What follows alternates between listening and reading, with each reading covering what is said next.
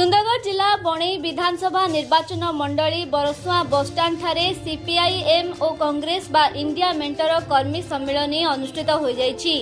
प्रथमे बरसुआ विश्रामुंडा छक निकटरू एक शोभायात्रा बाहरी बसस्टाण्ड रे पहुंचीबा परे बसस्टाण्ड ठारे इंडिया मेंटर कर्मी और प्रार्थी को नहीं एक विशाल सभा अनुष्ठित होइथिला।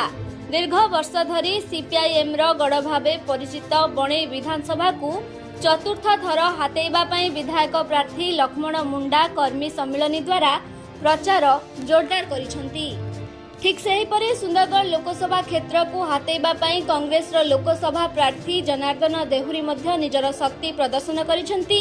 एही कर्मी सम्मेलन रे सीपीआईएम रो पुरुखा नेता विष्णु महांती, प्रमोद सामल एवं कांग्रेस रो बहु नेतृ मंडलीक सहित दुईटी पंचायतर हजार हजार कर्मी जोग देइथिले।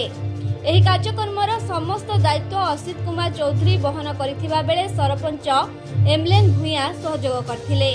बरसुआरू आरती जेनाଙ୍କ रिपोर्ट, कलिंग समाचार।